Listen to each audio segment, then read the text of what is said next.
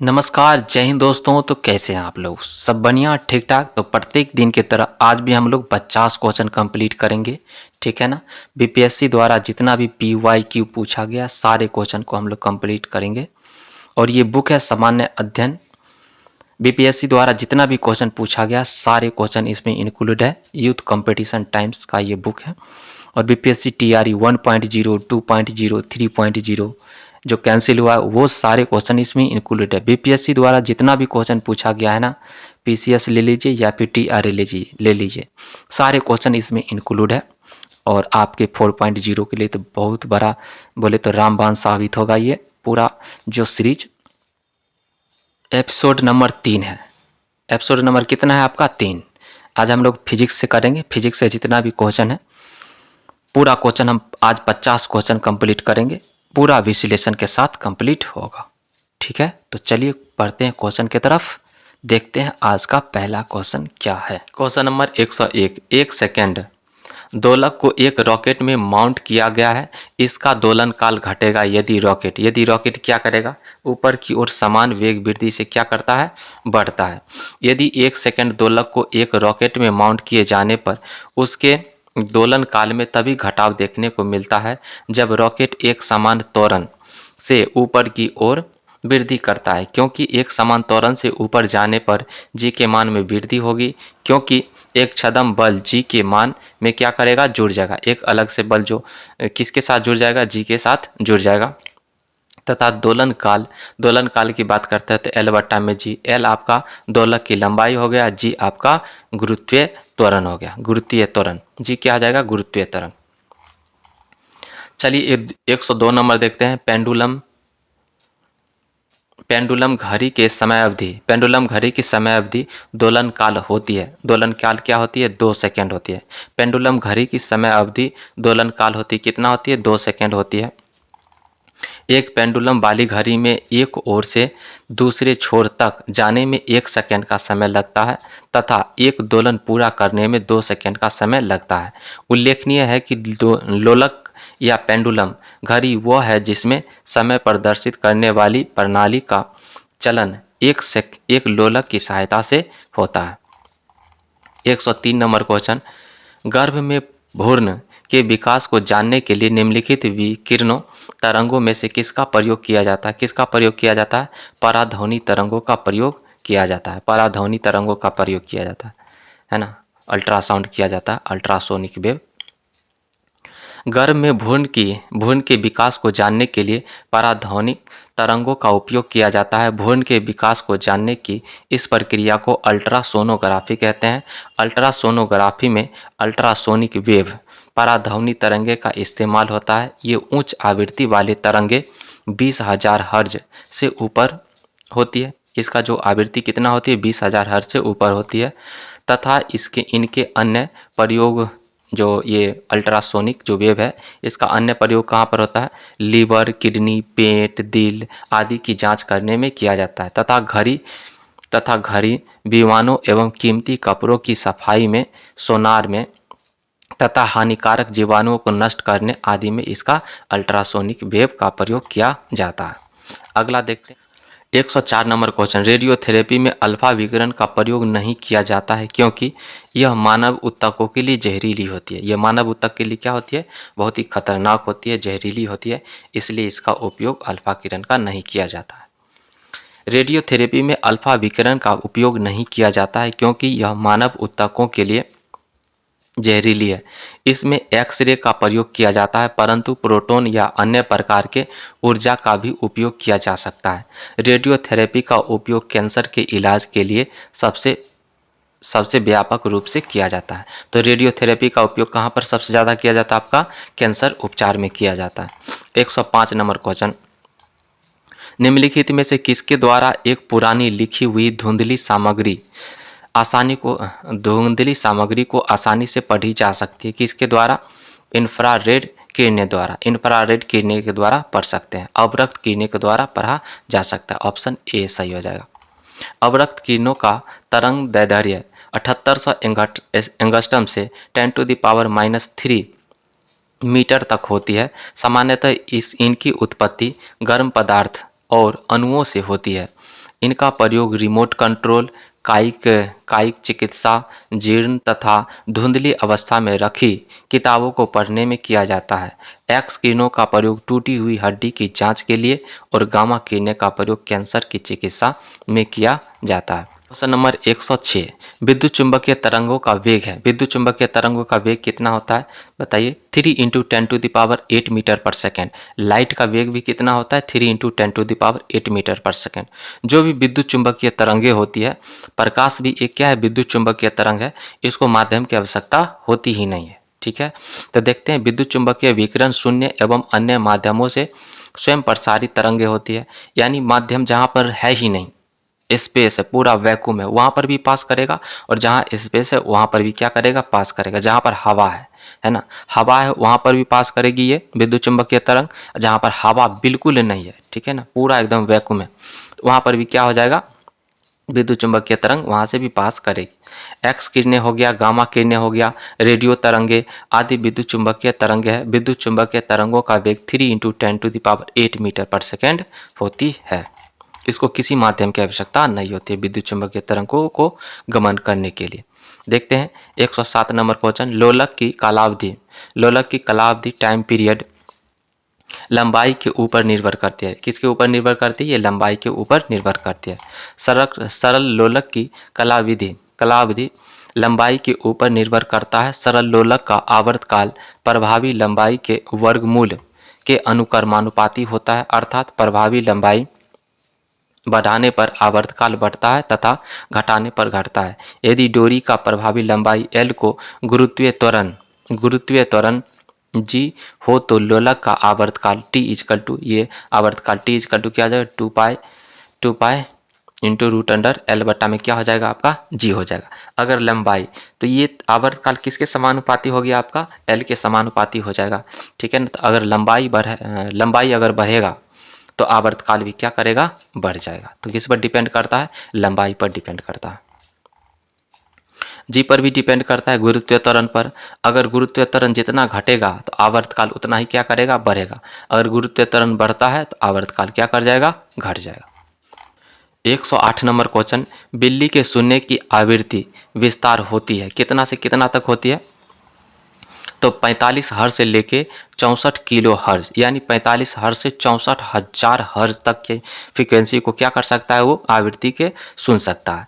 मनुष्य कितना से कितना को सुन सकता है? 20 हर्ज से लेके 20,000 हर्ज तक ही सुन सकता है, 20 किलो हर्ज तक ही सुन सकता है। लेकिन बिल्ली 45 हर्ज से लेके 64,000 हर्ज तक के फ्रीक्वेंसी को वो सुन सकता है। देखते हैं, बिल्ली के सुनने की आवृत्ति का विस्तार 45 हर्ज से 64 किलो हर्ज यानी 64,000 हर्ज तक होता है। उल्लेखनीय है कि ध्वनि तरंग का अनुदैर्ध्य यांत्रिक तरंगे होती है। जो ध्वनि तरंग होती है, कैसी तरंगे होती है? अनुदैर्ध्य यांत्रिक तरंगे होती है। मनुष्य द्वारा 20 हर्ज से 20,000 हर्ज के बीच के यांत्रिक तरंगों को सुना जा सकता है। 20,000 हर्ज से ऊपर तरंगों को प्राश्रव्य तरंगे कहा जाता है। मनुष्य के कान इसे नहीं सुन सकता, परंतु कुछ जानवर जैसे कुत्ता, बिल्ली, चमगादड़ आदि इसे क्या कर सकता है? सुन सकता है। अगला देखते हैं 109 नंबर क्वेश्चन, किस रंग का तरंग दैर्ध्य सबसे अधिक होता है? किस रंग का तरंग दैर्ध्य सबसे अधिक होता है? तो लाल रंग का तरंग दैर्ध्य क्या होता है? सबसे अधिक होता है। जिसका तरंग दैर्ध्य ज़्यादा होगा उसका प्रकीर्णन कम होगा, जिसका तरंग दैर्ध्य कम होता है उसका प्रकीर्णन क्या होगा? ज़्यादा होगा। जैसे बैगनी का क्या होता है? तरंग दैर्ध्य कम होता है तो इसका प्रकीर्णन ज़्यादा होता है। लाल का तरंग दैर्ध्य क्या होता है? बहुत ज़्यादा होता है तो इसका क्या होता है? प्रकीर्णन कम होता है ना। इसका प्रकीर्णन ज़्यादा होता है, क्यों? तरंग दैर्ध्य इसका क्या होता है? कम होता है बैगनी का। अगला देख लेते हैं इसका विश्लेषण। लाल रंग का तरंग दैर्ध्य सबसे अधिक होता है तथा बैगनी रंग का तरंग दैर्ध्य सबसे कम होता है। माध्यम के किसी भी कण के एक पूरे चक्कर या कंपन के समय में तरंग या विक्षोभ जितनी दूरी तय करता है उसे क्या कहते हैं हम लोग? तरंग दैर्ध्य कहते हैं, तरंग दैर्ध्य कहा जाता है। क्वेश्चन नंबर 110, एक पियानो की पिच कम करने के लिए क्या कर सकते हैं? तो उसका अगर पियानो की पिच का अगर हम लोग क्या करते हैं, तारों को ढीला कर देंगे। तो पियानो की पिच का अगर तार को ढीला कर देंगे तो उसका जो पियानो का अगर तार को ढीला कर देंगे तो उसका पिच क्या हो जाएगा, घट जाएगा। अगर पिच ज़्यादा होगा तो वो सुरीली आवाज़ देगा, अगर पिच कम रहेगा तो वो बेसुरा आवाज़ देगा। ठीक है, तो इस प्रकार हम बोल सकते हैं मोटे स्ट्रिंग का उपयोग करना। हाँ, मोटे स्ट्रिंग का क्या कर सकते हैं, उपयोग कर सकते हैं पिच को कम करने के लिए। स्ट्रिंग में तनाव बढ़ाना चाहिए नहीं, तनाव बढ़ाएंगे तो पिच और क्या हो जाएगा, और बढ़ जाएगा। कम के बदले क्या आ जाएगा, बढ़ जाएगा। स्ट्रिंग की लंबाई कम करनी चाहिए, लंबाई से कोई फर्क वरक नहीं पड़ता ज़्यादा। ठीक है ना, तो लंबाई से ये तो नहीं होगा आंसर। उसके बाद स्ट्रिंग में तनाव कम करना, ये क्या हो सकता है आपका आंसर, स्ट्रिंग में तनाव कम करना और मोटे स्ट्रिंग का उपयोग करना चाहिए उसको पिच को कम करने के लिए। तो आपका ऑप्शन ए और डी दोनों सही हो जाएगा। तनाव को बढ़ाकर तो नहीं होगा, स्ट्रिंग की लंबाई कम करनी चाहिए, इस पर लंबाई से कोई लेना देना है नहीं। तो ऑप्शन क्या हो जाएगा, ई हो जाएगा सही। तो पियानो का पिच तार की मोटाई तथा तारों के तनाव पर निर्भर करता है। पिच को कम करने के लिए मोटे तार का प्रयोग या तार के तनाव को कम करके किया जा सकता है। तार के तनाव को कम करके किया जा सकता है और मोटे तार का प्रयोग करके किया जा सकता है। ठीक है, इस प्रकार से आपका ऑप्शन क्या हो जाएगा, ई। एक बार आप भी चेक कीजिएगा इस क्वेश्चन को, देखिएगा क्या है इसका आंसर। 111 नंबर क्वेश्चन, जब ध्वनि तरंग के रूप में चलती है तो माध्यम के कण स्रोत से श्रोता की ओर बढ़ती है, ये ऑप्शन गलत। माध्यम के कण स्थिर रहती है, ये भी गलत। माध्यम के कण ऊपर नीचे कंपन करती है, ये भी ऑप्शन गलत। माध्यम के कण अपनी औसत स्थिति को छोड़े बिना ऊर्जा को क्या करती है, स्थानांतरण करती है। ऑप्शन डी सही हो जाएगा। जब तरंग किसी माध्यम में गति करती है तो माध्यम में कुछ दोलन या कंपन उत्पन्न हो जाती है। इन्हीं दोलन या कंपन के कारण ऊर्जा का स्थानांतरण होता है, लेकिन वास्तविक में माध्यम में कण गति नहीं करती है। माध्यम में कोई कण क्या करती है, गति नहीं करती है, उसमें थोड़ी बहुत क्या कंपन आ जाती है। इसी कारण जब ध्वनि तरंगों के रूप में चलती है तो माध्यम के कण अपनी स्थिति को छोड़े बिना ऊर्जा का स्थानांतरण करती है। 112 नंबर क्वेश्चन, विभाजन की दीवारों में ध्वनि अवशोषित करने के लिए सर्वोत्तम पदार्थ है। सर्वोत्तम पदार्थ की बात करते हैं तो क्या है, कांच की रुई। विभाजन की दीवारों, ये अजीब सा क्वेश्चन नहीं लग रहा। विभाजन की दीवारों में ध्वनि अवशोषित करने के लिए सर्वोत्तम पदार्थ है कांच की रुई। चलिए विश्लेषण को देख लेते हैं। विभाजन की दीवारों में ध्वनि अवशोषित करने के लिए सर्वोत्तम पदार्थ कांच की रुई है, अतः विकल्प सी सही है। प्रतिध्वनि सुनने के लिए ध्वनि के स्रोत तथा परावर्तक सतह के बीच की न्यूनतम दूरी लगभग कितना मीटर होना चाहिए, 17 मीटर होनी चाहिए। पराध्वनि नहीं, इको होता है ना, इको जैसे कि साउंड गया और फिर टकरा के क्या कर गया, वापस आ गया। जैसे पहाड़ी इलाका में चाहिए, इधर से जोर से बोलिएगा तो उधर से टकरा के क्या करता है, आवाज़ वापस लौटता है, तो उसको प्रतिध्वनि कहते हैं, इको।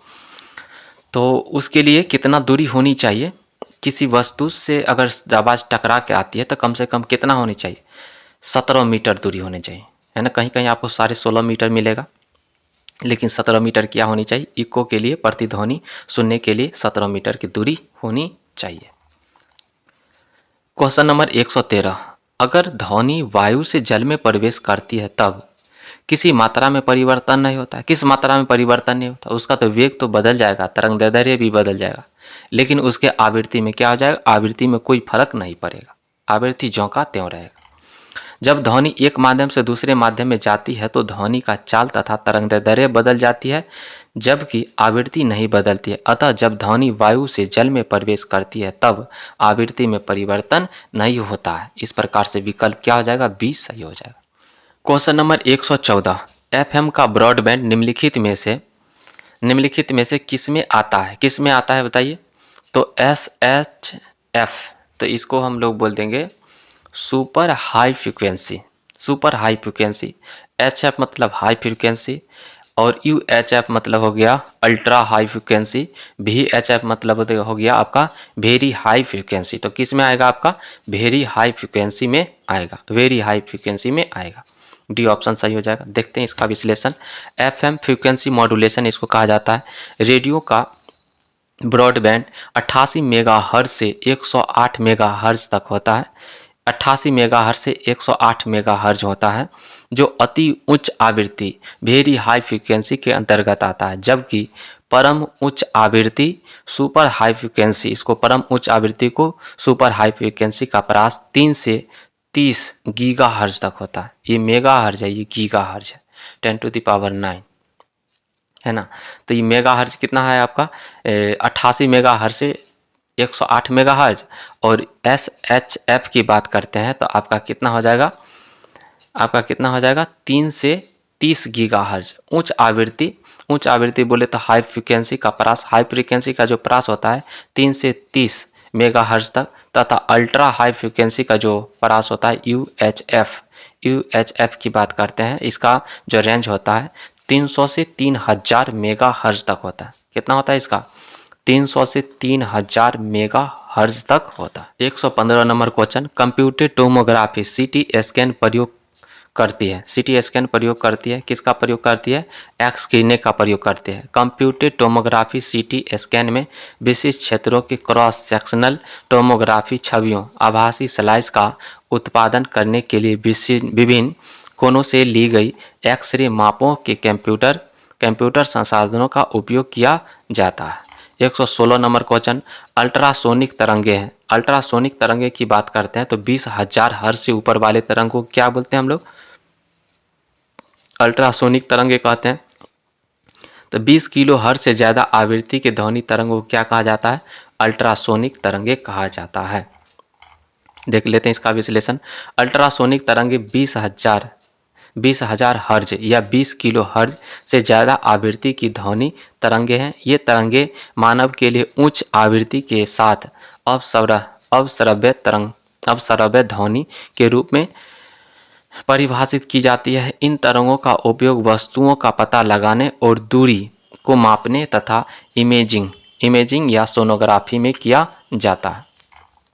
117 नंबर क्वेश्चन, निम्नलिखित में से किस सिद्धांत को चमगादड़ द्वारा प्रयोग किया जाता है। निम्नलिखित में किस सिद्धांत को चमगादड़ द्वारा प्रयोग किया जाता है, तो सोनार, साउंड नेविगेशन एंड रेंजिंग।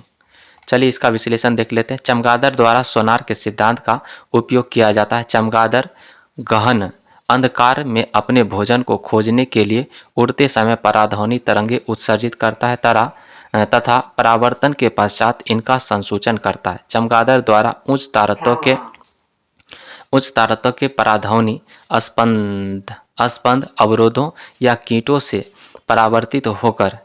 परावर्तित होकर चमगादड़ के कानों तक पहुंचती है। इस प्रकार से चमगादड़ अपने रास्ते के अवरोध और दूरी का पता लगा पाता है। सोनार अर्थात साउंड नेविगेशन एंड रेंजिंग एक तकनीक है जो नौ संचलन को सुगम बनाने के लिए एवं जल के अंदर की वस्तुओं का पता लगाने के लिए ध्वनि तरंगों के संचरण का प्रयोग करती है।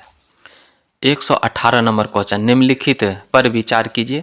पनडुब्बी संचार की बात करते, पनडुब्बी संचार, उसके बाद AM radio, short wave radio, radar. तो इसको आपको बढ़ते क्रम में सजाना है, किसकी आवृत्ति कम है और किसकी आवृत्ति ज़्यादा। तो पनडुब्बी की आवृत्ति इस ऑप्शन में सबसे कम पनडुब्बी की होगी, उसके बाद AM रेडियो का होगा, उसके बाद शॉर्ट वेव रेडियो का, उसके बाद रडार का। तो ऑप्शन क्या हो जाएगा, बी सही हो जाएगा, ऑप्शन बी सही हो जाएगा। इसका विश्लेषण देख लेते हैं। पनडुब्बी संचार तरंगों की जो आवृत्ति होती है तो उसकी आवृत्ति कितना होती है, 3 से 30 हर्ज तक होती है। उसके बाद AM रेडियो की जो आवृत्ति होती है 550 से 1720 किलो हर्ज होती है। और शॉर्ट वेव रेडियो की आवृत्ति होती है 3 से 30 मेगाहर्ज होती है। और रडार की आवृत्ति होती है 5 से 130 गीगाहर्ज। जो रडार की आवृत्ति कितना होती है, 5 से 130 गीगाहर्ज तक होती है। तो इस प्रकार से सबसे ज़्यादा हो जाएगा आपका रडार का ऑप्शन में। 119 नंबर क्वेश्चन, MRI मशीन में किस प्रकार की तरंग का उपयोग किया जाता है। तो चुंबकीय तरंग का, मैग्नेटिक वेव का उसमें क्या किया जाता है, उपयोग किया जाता है। MRI स्कैन का पूरा नाम मैग्नेटिक रेजोनेंस इमेजिंग है। इसमें चुंबकीय क्षेत्र और रेडियो तरंगों की सहायता से शरीर के अंगों एवं उनकी कोशिकाओं को स्पष्ट एवं विस्तृत चित्र बनाया जाता है। रेडियो तरंगों के कारण ये संगठित परमाणु एक बहुत ही कमज़ोर सिग्नल उत्पन्न करती है जो शरीर के विभिन्न अंगों का क्रॉस सेक्शनल इमेज बनाती है। 120 नंबर क्वेश्चन, वायु में ध्वनि तरंगे होती है, अनुदैर्ध्य तरंगे होती है। प्रकाश तरंगे की बात करते हैं तो वो अनुप्रस्थ होती है, लेकिन ध्वनि तरंगे क्या होती है, अनुदैर्ध्य तरंगे होती है। वायु में ध्वनि तरंग की प्रवृत्ति अनुदैर्ध्य होती है। अनुदैर्ध्य तरंगे ऐसी तरंगे हैं जो माध्यम के कणों के कंपन की दिशा के समांतर होती है। इस प्रकार की तरंगे ठोस, द्रव, गैस तीनों में क्या कर सकती है, उत्पन्न होती है। तीनों में उत्पन्न किस बात करते हैं तो ये इस प्रकार के तरंगे जो अनुदैर्ध्य तरंगे होती है, ठोस, द्रव और गैस तीनों में उत्पन्न होती है। अगला 121 नंबर क्वेश्चन, निम्नलिखित में से किसे हर्ज में मापा जाता है? हर्ज में किसको मापा जाता है? आवृत्ति, जो फ्रीक्वेंसी होती है इसको हर्ज में मेजर किया जाता है। तो गति के लिए गति और इधर मीटर प्रति सेकेंड में, गति को मीटर प्रति सेकेंड में मापा जाता है। कोई भी जैसे वस्तु की गति को किस में मेजर करते हैं? मीटर प्रति सेकेंड में। आयाम को हम लोग मीटर में मेजर करते हैं। तरंगदैर्ध्य को भी मीटर में मेजर करते हैं। आवृत्ति को हर्ज में मेजर किया। 122 नंबर क्वेश्चन, एक सूक्ष्म तरंग ओवन में निम्नलिखित में से कौन सा उत्सर्जन का स्रोत है? कौन सा उत्सर्जन का स्रोत है? मैग्नेट्रॉन है।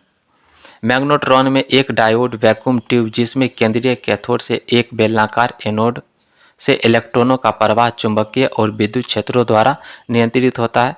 इसे मुख्य रूप से माइक्रोवेव ऑसिलेटर में उपयोग किया जाता है। 123 नंबर क्वेश्चन, ध्वनि चित्रण सोनोग्राफी में कौन सी तरंगों का प्रयोग किया जाता है? तो पराध्वनि तरंगों का प्रयोग किया जाता है। ध्वनि चित्रण बोले तो सोनोग्राफी में पराध्वनि अल्ट्रासोनिक रे तरंगों का प्रयोग किया जाता है। इसका प्रयोग शरीर के आंतरिक भागों के चिकित्सकीय जांच के लिए किया जाता है। ध्वनि संचरण नहीं कर सकती है। कहाँ पर संचरण नहीं कर सकती ध्वनि तरंगे? जल में कर सकती है, गैस में भी कर सकती है, ठोस में भी कर सकती है, लेकिन निर्वात में नहीं करेगी, क्योंकि ध्वनि तरंग को संचरण करने के लिए माध्यम की आवश्यकता होती है। अगला क्वेश्चन देख लेते हैं हम लोग। ध्वनि के संचरण के लिए माध्यम की जरूरत होती है। ठोस, द्रव और गैस में ध्वनि का संचरण संभव है। निर्वात में ध्वनि का संचरण संभव नहीं हो सकता, होता ही नहीं। 125 नंबर क्वेश्चन, दो उत्तरोत्तर श्रृंग है ना, सक्सेसिव क्रेस्ट बोलते हैं, अथवा दो उत्तरोत्तर गर्त सक्सेसिव टॉप के बीच की दूरी को क्या कहते हैं? बीच की दूरी को हम लोग तरंगदैर्ध्य कहते हैं। ठीक है, इस प्रकार से एक लाइन और इस प्रकार से एक ऐसे और ऐसे वेव बनेगा ना, तो यहाँ से यहाँ तक के बीच की दूरी को हम लोग क्या बोलते हैं? तरंगदैर्ध्य कहते हैं।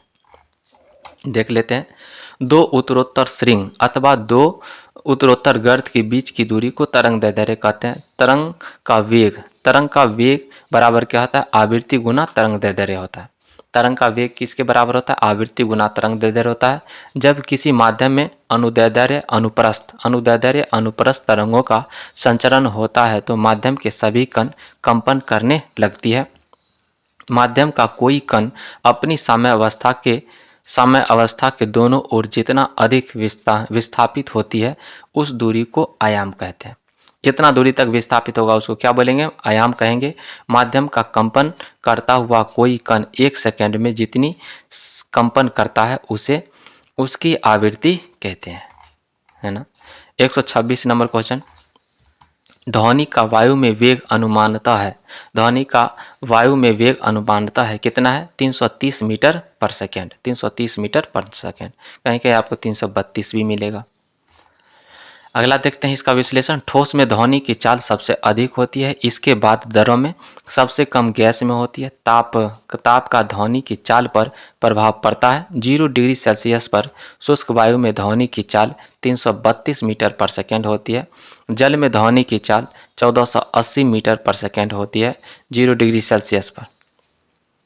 0 डिग्री सेल्सियस पर लोहे में ध्वनि की चाल लगभग 5000 मीटर पर सेकेंड होती है ना। 0 डिग्री सेल्सियस पर लोहे में ध्वनि की जो चाल होती है कितना होती है? 5000 मीटर पर सेकेंड होती है। निर्वात में ध्वनि तरंगों का संचरण नहीं होता। 127 नंबर क्वेश्चन, 100 डेसिबल ध्वनि की प्रबलता, 100 डेसिबल ध्वनि का प्रबलता स्तर संगत होगा तो आपका एक मशीन शॉप से आने वाले शोरगुल के संगत होगा। 100 डेसिबल ध्वनि का प्रबलता स्तर एक मशीन शॉप से आने वाली शोरगुल के संगत होगा। प्रबलता ध्वनि का वह लक्षण है जिसमें ध्वनि धीमी अथवा तीव्र सुनाई देती है। माध्यम के किसी बिंदु पर ध्वनि की तीव्रता उस बिंदु पर एकांक क्षेत्रफल से प्रति सेकंड तल के लंबवत गुजरने वाली ऊर्जा के बराबर होती है।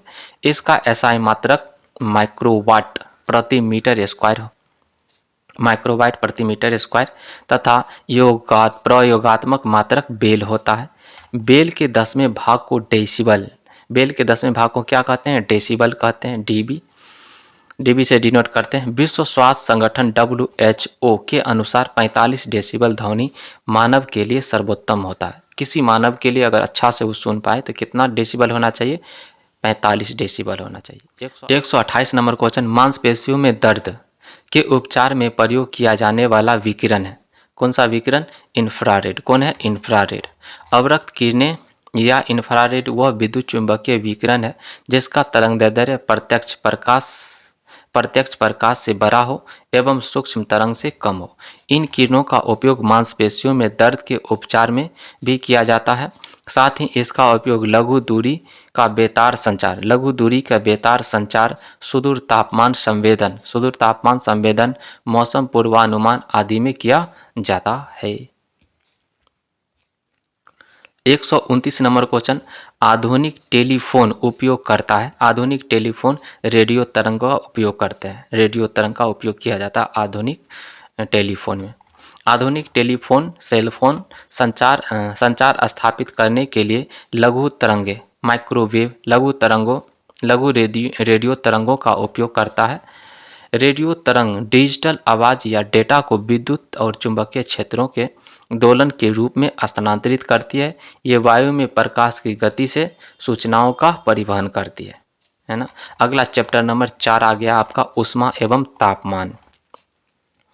130 नंबर क्वेश्चन, कोशिका नली में जल का स्तर निम्न में से किस परिस्थिति में न्यूनतम होगा?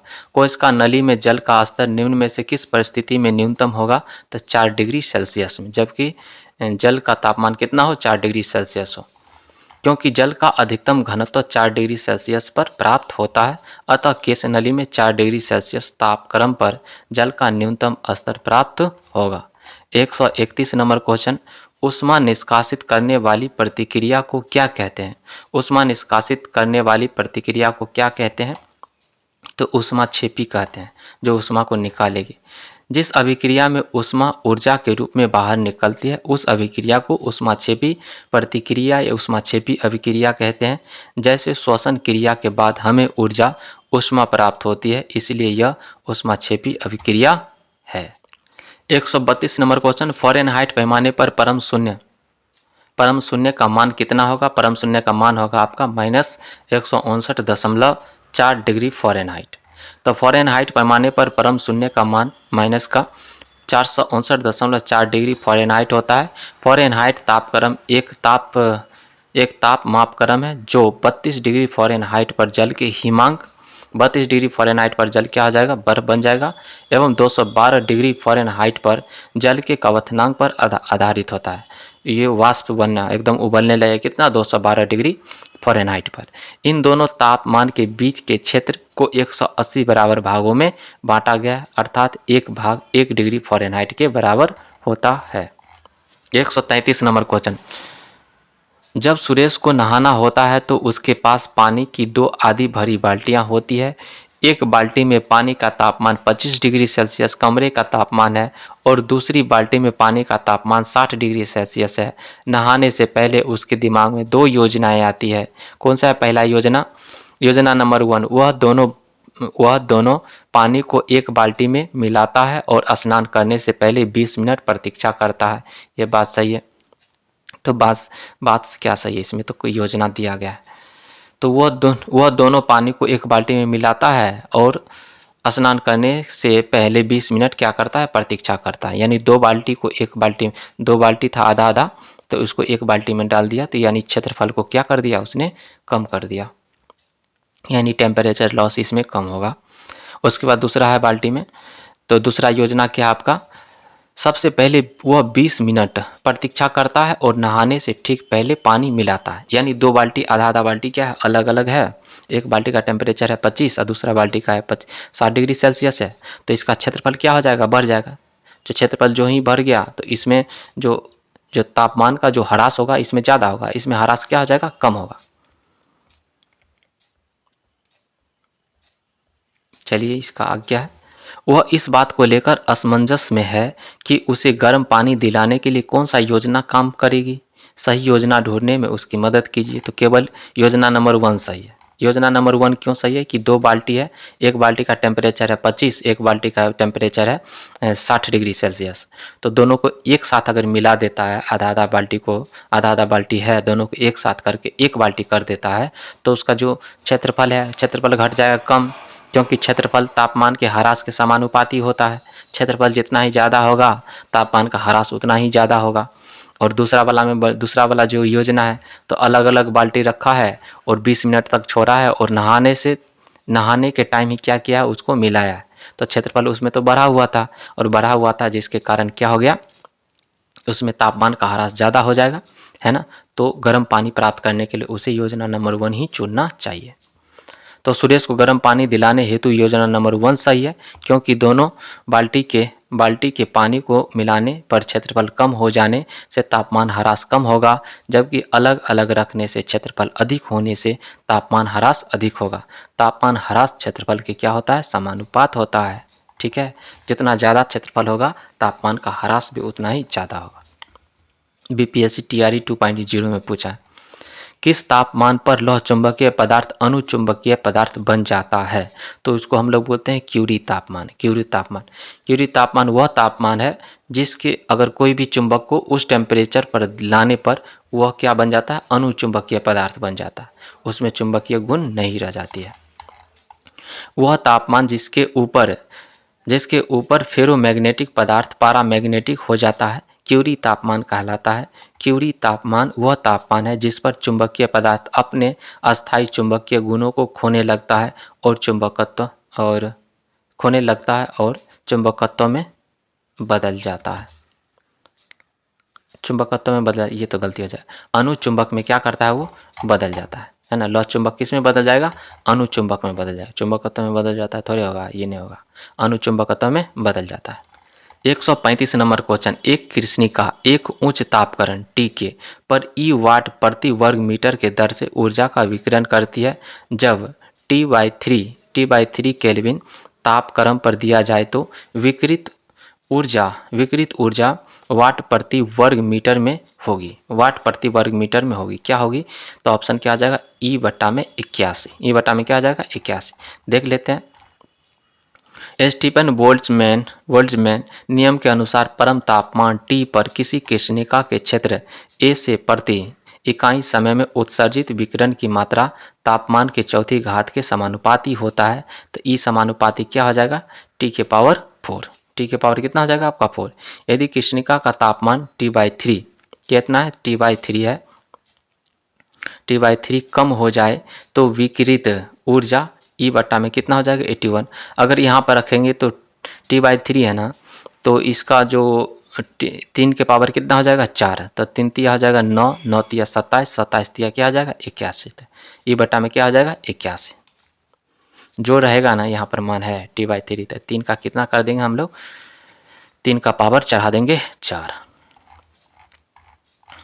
अगला है 136 नंबर, एक बरसाती दिन में क्या होता है बताइए, शुष्क बल्ब तापमापी आर्द्र बल्ब तापमापी की तुलना में ज़्यादा माप दर्शाता है। शुष्क बल्ब तापमापी आर्द्र बल्ब तापमापी की तुलना में ज़्यादा माप दर्शाता है। TRE 2.0 में पूछा है। शुष्क एवं आर्द्र बल्ब तापमापी का उपयोग आमतौर पर परीक्षण प्रयोगशाला और कपड़ा मिल में सापेक्ष आर्द्रता को मापने के लिए किया जाता है। बरसाती दिन में शुष्क बल्ब तापमापी आर्द्र बल्ब तापमापी की तुलना में ज़्यादा माप दर्शाता है। 137 नंबर क्वेश्चन, एक हिमानी का आधार पिघलता है पर उसका शीर्ष नहीं, क्यों नहीं ऐसा होता है, तो आधार पर दाब अधिक होने से गलनांक में क्या हो जाती है, कमी होती है। TRE 2.0 में पूछा है। हिमानी या हिम राशि की उत्पत्ति ऐसे स्थानों पर होती है जहां हिमपात की मात्रा हिम के 6 से अधिक होती है और प्रतिवर्ष कुछ मात्रा में हिम अधिशेष रूप में बच जाता है। वर्ष दर वर्ष हिम के एकत्रण से निचली परतों के ऊपर दबाव बढ़ता है और वे सघन हिम के रूप में परिवर्तित हो जाती है। यदि सघन हिम राशि अपने भार या दबाव के कारण ढालों पर प्रवाहित होता है जिसे हिमनद कहते हैं। 138 नंबर क्वेश्चन, अधिक ऊंचाई पर उबलते हुए पानी में सब्जियां पकने में अधिक समय लेती है क्योंकि इसका मुख्य कारण क्या है? अगर अधिक ऊंचाई पर जाएगा और सब्जी बनने में टाइम लगेगा, है ना। क्यों ऊंचाई बढ़ने पर उबलते हुए पानी का तापक्रम क्या होता है? घट जाता है। उसका क्वथनांक क्या हो जाता है? घट जाता है।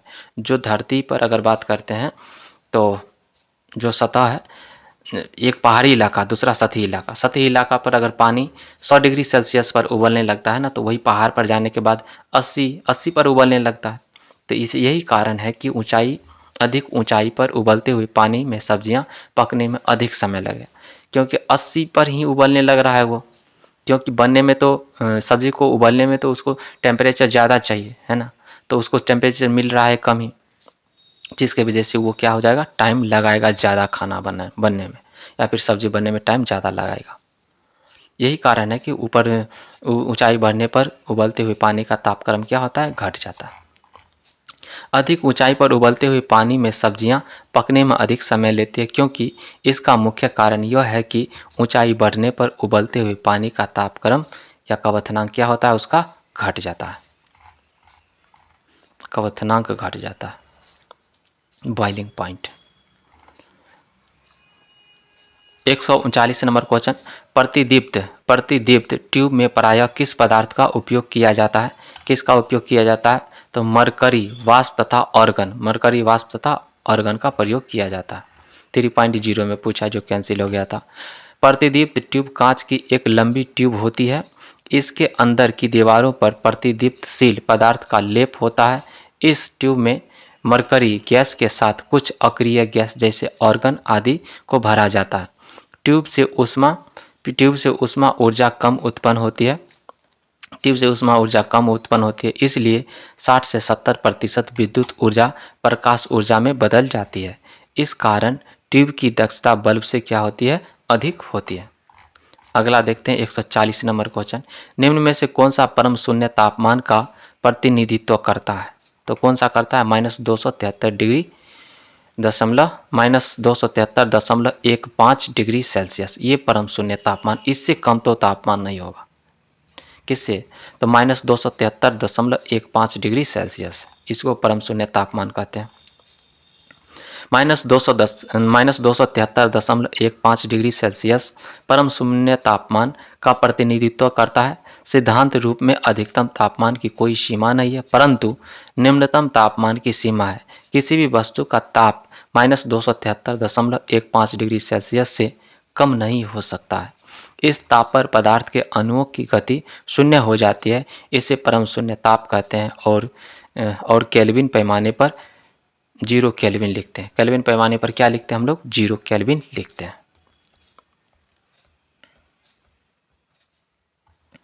141 नंबर क्वेश्चन, उच्च तापमान को अधिक दूरी से नापने के लिए या मापने के लिए उपयोग किया जाने वाला उपकरण कौन है? पायरोमीटर है। उच्च तापमान को अधिक दूरी से नापने के लिए उपयोग किया जाने वाला उपकरण पायरोमीटर है। पायरोमीटर का उपयोग 3000 डिग्री सेल्सियस तक तापमान को मापने के लिए किया जाता है। कितना? 3000 डिग्री सेल्सियस तक तापमान मापने के लिए किया जाता है पायरोमीटर का प्रयोग। 142 नंबर क्वेश्चन, एक बल्ब 100 वोल्ट नहीं, 100 वोल्ट नहीं होगा, यहाँ पर 100 वाट होगा, है ना। 100 वाट 200 वोल्ट, और वो जुड़ा हुआ है 160 वोल्ट बिजली की आपूर्ति से क्या हुआ है? जुड़ा हुआ है। तो बिजली की खपत कितना होगी, इस पर चलिए बात करते हैं। तो बल्ब की जो शक्ति है कितना है आपका? 100 वाट है। और बल्ब का जो वोल्टता है आपका, वोल्टेज कितना है आपका? 200 वोल्ट है। तो एक फार्मूला याद रखिए, शक्ति का फार्मूला होता है P = V² upon R। P equal to V square upon R. लेकिन हमको प्रतिरोध निकालने के लिए बोला है, कितना खपत निकालने के लिए बोला है ना। तो खपत निकालने के पहले हमें प्रतिरोध चाहिए, कितना करंट खपत हो, बिजली खपत होगी, उसके लिए पहले हमको प्रतिरोध तो चाहिए। तो प्रतिरोध के लिए आर बराबर क्या आ जाएगा, वी स्क्वायर अपॉन पी हो जाएगा। भी हमको पता है कितना 200, तो 200 गुना 200 बट्टा में कितना हो जाएगा 100, तो कितना आ जाएगा आपका प्रतिरोध 400 ओम आ गया। जब बल्ब 160 वोल्ट से जुड़ा है, जो बल्ब है ना कितना वोल्ट से जुड़ा है, कितना सप्लाई मिल रहा है घर में 160 वोल्ट से जुड़ा है, तब बल्ब में प्रवाहित धारा क्या हो जाएगी। धारा के लिए हमें फार्मूला है तो आई, करंट का फार्मूला क्या होता है, करंट का फार्मूला क्या है, तो ओम के नियम से जानते हैं हम लोग, ओम के नियम से जानते हैं वी इजकल टू क्या होता है I R, V equal to क्या होता है आई आर। तो करंट चाहिए, तो करंट चाहिए ना हमें, तो आई बराबर क्या हो जाएगा, आई बराबर क्या हो जाएगा आपका वी अपॉन आर हो जाएगा, आई बराबर क्या हो जाएगा वी अपॉन आर हो जाएगा। तो आई बराबर वी अपॉन आर, तो आई हमको पता है, सॉरी आई बराबर क्या है वी अपॉन क्या हो जाएगा आर। तो वोल्टेज कितना पता है आपको, वोल्टेज पता है जो घरों में सप्लाई आ रहा है 160 है, तो 160 रख देंगे, और आर तो हम लोग अभी निकालवे किए थे कितना 400, तो कितना हो जाएगा 160 बटा में 400, इतना एम्पियर हो जाएगा। तो शक्ति का फार्मूला होता है P इजकल टू वी आई।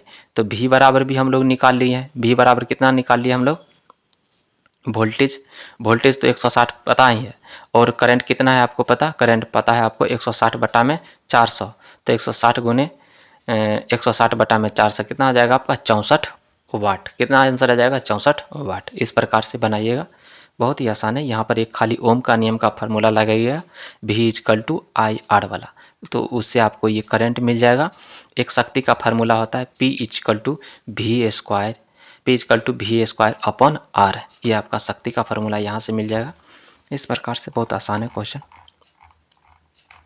अगला है 143 नंबर क्वेश्चन, बिजली की स्त्री के ताप तत्वों के निर्माण के लिए प्रयुक्त धातु है, कौन सा प्रयोग किया जाता है, नाइक्रोम का प्रयोग किया जाता है। बिजली की स्त्री के ताप तत्वों के निर्माण के लिए प्रयुक्त धातु नाइक्रोम है। यह निकेल तथा क्रोमियम के मिश्र धातु होता है, जिसमें उच्च विद्युत प्रतिरोध होता है। इसका प्रयोग हीटिंग कॉइल, उच्च तापमान भट्टियों तथा इस्त्री इत्यादि में किया जाता है। 144 नंबर क्वेश्चन, एक संवाहक के तापक्रम परिवर्तन के कारण इसमें विभव परिवर्तित होता है, इस घटना को क्या कहते हैं, थॉमसन प्रभाव कहते हैं। एक संवाहक के तापक्रम परिवर्तन के कारण इसमें विभव परिवर्तन होता है, इस घटना को क्या कहते हैं, थॉमसन प्रभाव कहते हैं। थॉमसन प्रभाव क्या कहता है, थॉमसन प्रभाव, थॉमसन इफेक्ट, यदि किसी तार के सिरे पर के तापों को नियत रखकर तार के बीच वाले भाग के ताप को बढ़ाया जाता है और साथ ही साथ तार से होकर विद्युत धारा प्रवाहित की जाती है, तो तार का पहला सिरा ठंडा और दूसरा सिरा गर्म हो जाता है। तार में धारा की दिशा बदल देने पर गर्म एवं ठंडे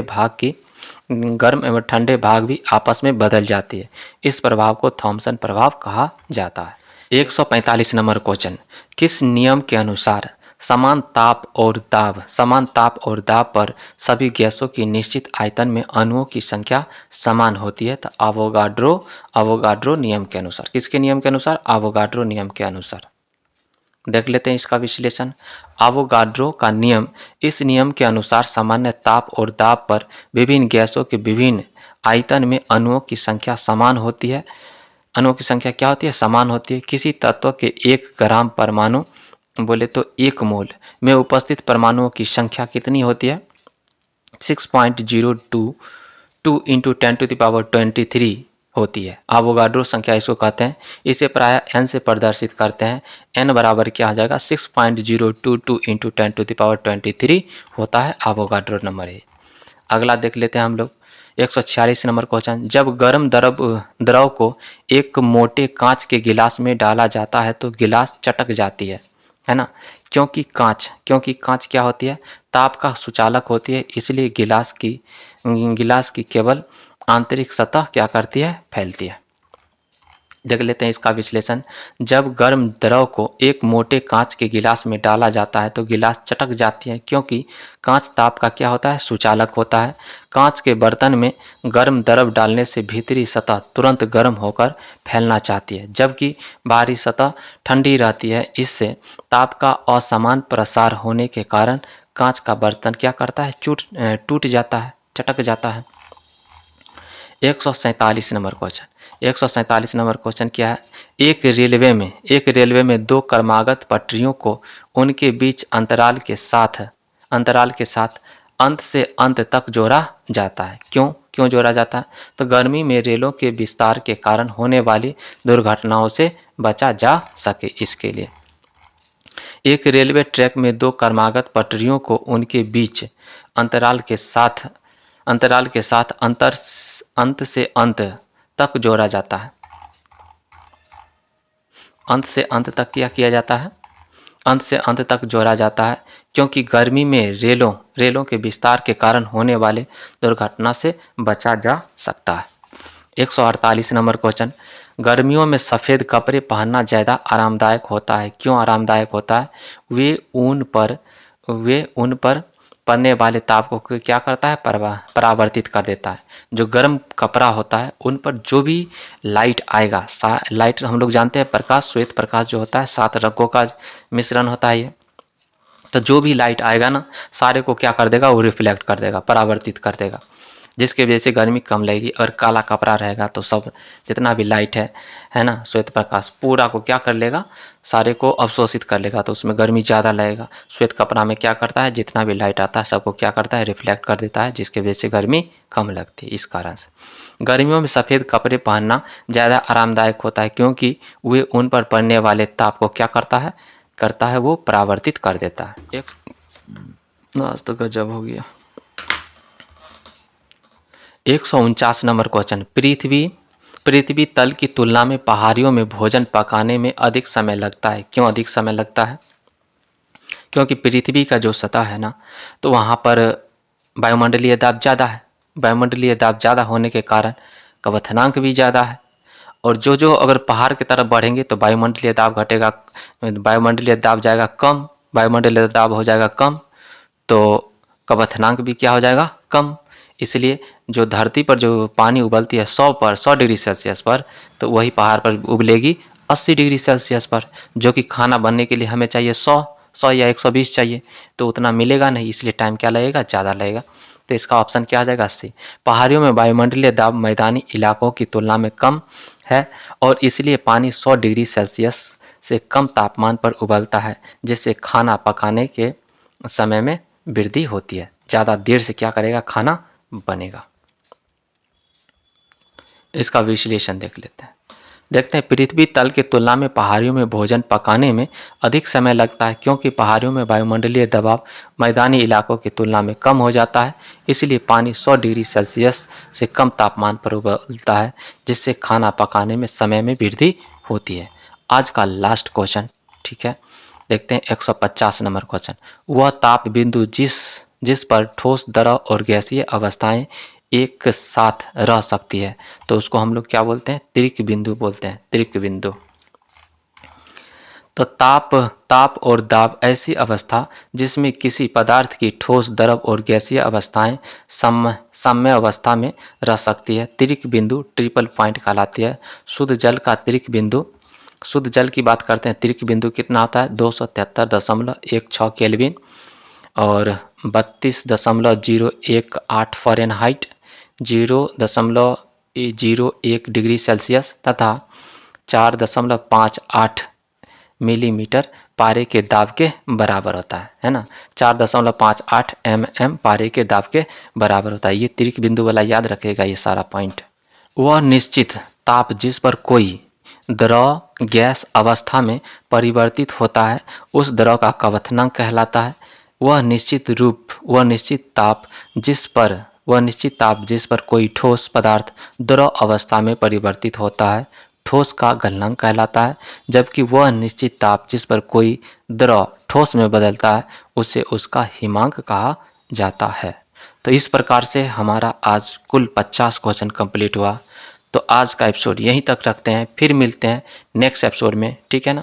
तो जितना भी क्वेश्चन है, क्वेश्चन पूरा करना है आपको, ठीक है। क्वेश्चन से घबराना नहीं, बहुत सारे ऐसे क्वेश्चन आएंगे घबराहट होने लगेगी, ठीक है ना। तो क्वेश्चन से घबराना नहीं है, हमें सारे क्वेश्चन पर कमांड करना है, सारे क्वेश्चन को करना है। अगर घबराइएगा क्वेश्चन को देख के तो फिर नहीं हो पाएगा, संभव नहीं है, मुश्किल में पड़ जाओगे, है ना। इसलिए घबराना नहीं, हर एक क्वेश्चन को अटेम्प्ट लेना ही लेना है, और एक बार नहीं, 2 बार नहीं, 3 बार, है ना। हमसे बढ़ के थोड़े है कोई चीज़। तो सारे क्वेश्चन को अटेम्प्ट लीजिए, छोड़ना नहीं, छोड़ के मत भागिए, बस यही कहेंगे। अगर तैयारी करने के मूड में है तो छोड़ के मत भागिए, ऐसे नहीं नौकरी मिल जाती है। तो चलिए आज का एपिसोड यहीं तक, फिर मिलते हैं नेक्स्ट एपिसोड में। तब तक के लिए bye, take care, love you all. मस्त रहिए, स्वस्थ रहिए, एकदम मन लगा के क्वेश्चन पर एकदम टूट पड़िए, एकदम टूट पड़ना है।